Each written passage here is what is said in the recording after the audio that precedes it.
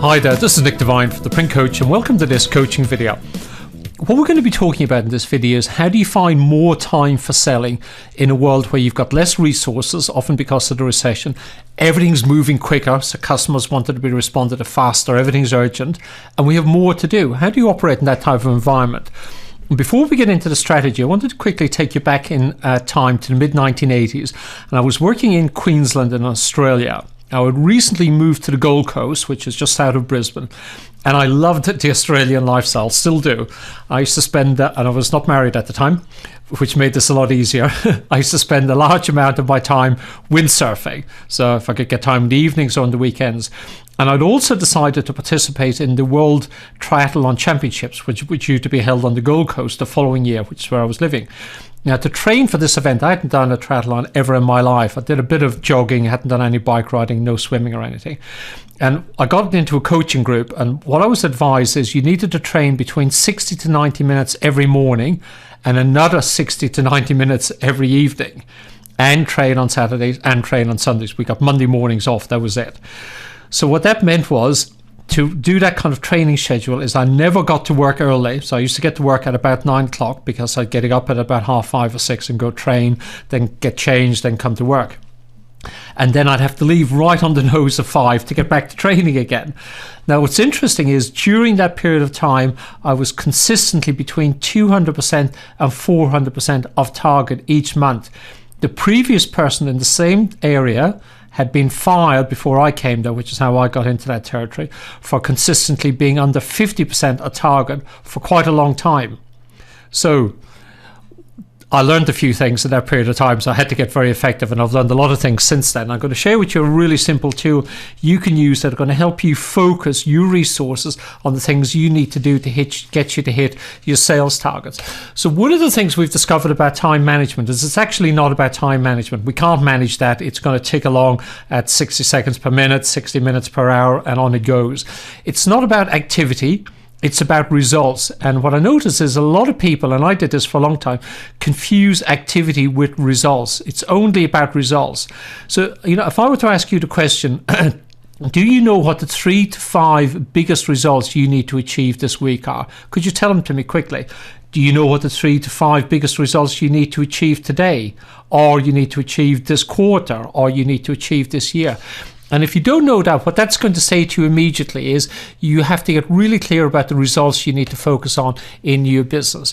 And here's why the tool we're going to talk about is the Focus 5. Here's why it's important is currently we have too much to do and we just don't have enough time, enough resources and enough money to get it all done. But at the exact same time, what we know is really successful business owners, salespeople, achieve peak performance because they've got a way of dealing with these time management challenges. And the tool you're going to be using, it's free, it's really fast, so you can do it in about 10 minutes, and it produces immediate benefits. You could literally be being more productive within 10 minutes of using it, and certainly in the days following the use of it. And to give you kind of quick metaphor for this, when I was reared on a farm in the south of Ireland, and it was kind of a small rural farm, about 90 acres we had. And one of my jobs at the end of the summer holidays is we used to grow turnips. We fed the cattle with them, and we kind of ate some ourselves. And when we grew turnips, you grew them with seeds running down the full length of the drill or the full length of the field. And what was interesting about this is you didn't put one seed every 8 inches, because obviously as a turnip grows, it needs space in the earth to expand. What happened is you just sow a load of them. The thinning the turnips job, which is a job I absolutely hated, is we crawled along those drills after the turnips started to sprout, and you had to pull out all the turnips bar one about every 8 inches.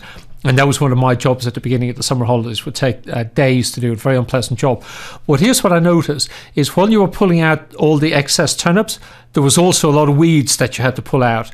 Now, we planted the turnips, we didn't plant the weeds. The weeds seemed to come in all by themselves. And that seems to happen in business as well, and just in our day-to-day activities. There seems to be a lot of weeds come into our activities that distract us from the turnips. So the big things that we need to be focusing on and the things that are really important. And the nature of business these days is we're always on the clock. It just seems there's always time pressure. There's stuff going on in marketing, human resources, estimating, clients, money management, debt collection, compliance, dealing with suppliers. There's always time pressure on us. And that time pressure creates what I call the drift effect, where we start off with some sense of clarity about what it is we're trying to do, and then we get pulled off target. So those good attentions we have, we tend to drift from those good attentions over time. And poor habits then tend to sneak in. So our productivity goes down, even if our activity maybe goes up, but we're doing more often, but we're achieving less. And I'll give you a good example of this. If you were going on holidays, that last day before you go on holidays, what tends to happen is you tend to get really productive on that last day because stuff has to get done. So sometimes we know the things we need to do, we're just not using it all of the time. And what happens is the main thing, so the big things, the big results we're trying to achieve, they no longer end up being the main thing. So we get to the end of the day, we've had a very busy, active day, but we've not really produced big results or things that really make a difference. And we have this kind of moving from crisis to crisis scenario that goes on in our lives. We have a crisis in production, then we have a crisis with cash flow, then we have a crisis with a key client, and then there's some new crisis with a staff member, and then there's a crisis with a customer. And we spend a lot of our time just drifting from crisis to crisis and not really producing the type of results that we want to produce in the business. And those results are possible for you, but it requires a bit of disciplined focus. And I'm going to explain to you how you can actually get that focus. Another problem that we notice these days is business tends to permeate the personal life. So we're not just in business, that's the purpose of our life. We're also trying to grow families, if you're a family person. We're trying to grow relationships. We're trying to grow financial security. We're trying to look after our health. We're trying to have a social life. So we've got to be able to get all those things in balance. And you can't do that just by working harder and longer and faster. I mentioned a few minutes ago, I was born on a farm in the south of Ireland. I was reared a Catholic. I went to a Christian Brothers school. I've got work ethic built into my DNA. But hard work and work ethic is really a kind of powerful attribute and characteristic to have in business and generally in life. But it's not the answer to everything. It's not all about working harder, longer and faster. You also have to be smart and know where to focus and what are the small number of things that make the big differences in your business. And I see people these days, I send emails to people and I'll get a note back 4 hours later and it'll be, oh, hi, Nick, listen, here's the answer to the thing you were looking at. I'm on holidays at the moment, so I'm not going to be readily available. And I'm thinking, you're on holidays? Why are you responding to an email? Being on holidays, you can't be taking your BlackBerry to the beach. It's just not a good practice. When you do that type of stuff, your mind is so cluttered, it's really easy to lose sight of the big pictures, but in all areas of your life, not just in business, but in your personal life as well. And when you lose sight of the big picture, that's just not a good thing. If you think about, chess is a good example of this. Chess, unless you're really, really skilled at chess requires a bit of strategic focus. You've got to think a few moves ahead. You've got to work out what the opposition are doing. It requires some focus. It takes a real skilled chess player to be able to play multiple games at once. And I'm certainly not at that level, and I'd imagine most people are not at that level either. So you got to pick the games that you want to win and focus on those. Focus on the game of chess that you want to win and ignore other stuff. So what's the tool that we've been talking about, this Focus 5? And really, it's a very, very, very simple tool. I think I was trying to remember where I got this idea when I was creating the slides. And I think it was originally from Brian Tracy, but he may have got it from somebody else. So I don't know who to give attribution for this tool. But I use it and I've shared it with clients and they get great results from it. And it's very simple. So it's just answering 5 questions. And if you imagine this as being a seesaw, so the middle column is in the middle. Stop and minimize is on one side and more and start is on the other side. And I'll explain how this works right now.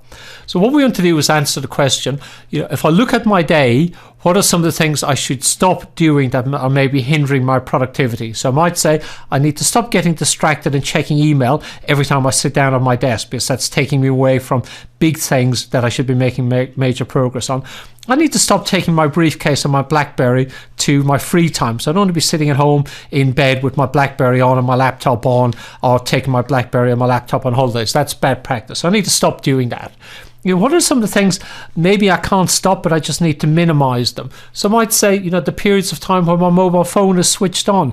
Clients can get hold of you. It's not going to kill them if they have to wait for a couple of hours, arrange for somebody else to deal with calls if you want to make yourself unavailable to work on a project for a couple of hours, just like you were in with a meeting. Maybe you need to minimize the number of, I call them got-a-minute meetings. So those meetings where somebody comes up to you and says, hey, Nick, you got a minute? And obviously those minutes are never minutes. They're always 5 minutes, 10 minutes, 15 minutes. Stop multitasking, or maybe minimize the amount of multitasking you do. You can't focus effectively when you're trying to do 3 things all at the same time. You're looking at something on the web, trying to do some email, and trying to, think about a customer project. And maybe, from a health perspective, say, cut down on the caffeine and the sugar intake, because that's going to give me a clearer head and I'll be able to focus more effectively. Some of the things that I do, I need to keep doing. So doing things that support my confidence. So I do things that support my confidence. I'll set disciplines and habits and I stick to them. So I go to the gym or bike ride or go for run 5 times a week. That helps my confidence, makes me feel good, and I feel confident when I go talk to people.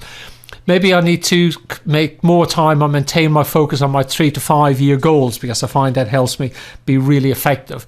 What are some of the things I need to do more of? Maybe spend more time doing sales reviews with the sales team, because that's where the money is. It's in sales. Maybe I need to be more proactive around the control of my debtors. Maybe I need to do more physical exercise so I feel more vital and vibrant. Maybe I need to drink more water instead of drinking caffeine, because that's going to keep me, better for my brain. It's going to lubricate my whole body, because our body is primarily made up of water. So it's going to make me feel better, and that's a discipline would be good to have.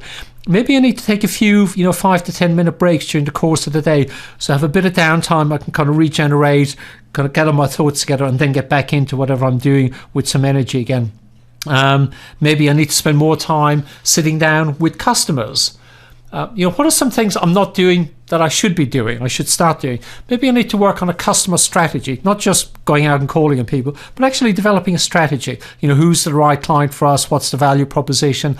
What's the system we're going to use to acquire those clients?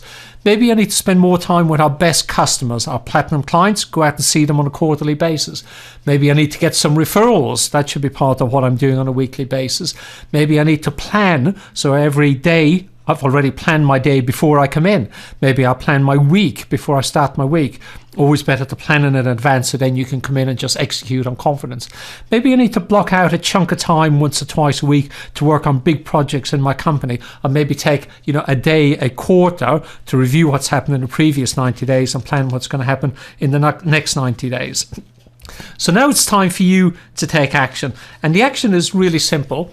We've produced a summary of everything that we've covered in this video, and there's also a tool. So we've taken the Focus 5 and turned it into a little tool, which is on the second page of this handout that you're looking at here. So here's what I want you to do is just print out the handout, and I'll show you in a second how you can get it. Print out the handout and just put a few things in each one of those boxes. So, what are some things you should stop and minimize, and what are some things you should start or do more of, and then act on whatever it is, whatever insight that you've got. And the way you can get access to that is please comment on the blog. You'll see on the right hand side of where that arrow is pointing there. We made that arrow really big so you couldn't miss it. On the right hand side of that arrow, there's a place to put a comment in. And here's what I want to know in the comment is, what did you learn in this video? And what are you going to do differently after watching it? So what did you learn and what are you going to do differently? You've got really good information in here. Go do something with it. But help us get feedback on the blog. My goal is to have this the most interactive blog in the global printing industry, and we've been in that situation for a while, which is fantastic, and I need your help to keep it there. That's going to be good for you, and it's good for me, and it's good for our industry as a community, because I want to build a community around this blog. Okay, this is Nick Devine from The Print Coach. I've loved sharing this information with you. You know that, because I think I say that on every video that I do. I look forward to sharing more sales strategies, more profit strategies, and more new business and business growth strategies with you in the next video. That's all for now. Bye-bye.